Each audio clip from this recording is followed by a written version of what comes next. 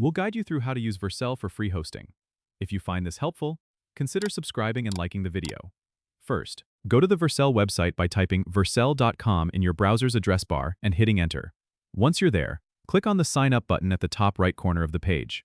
You can sign up using your GitHub, GitLab, or Bitbucket account, which makes it super easy if you already have your project stored there. After logging in, you'll be taken to your dashboard. Now, to deploy a new project, click on the New Project button. You'll be prompted to import a project from your Git repository. Choose the repository you want to deploy.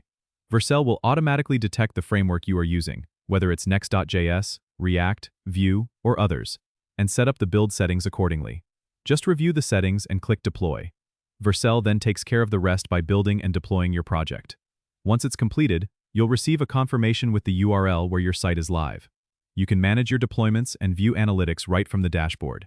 If you need to make changes to your site, just push your updates to the main branch of your repository, and Vercel will automatically redeploy with those changes. It's that simple and efficient. Don't forget to subscribe and comment if this helped you out.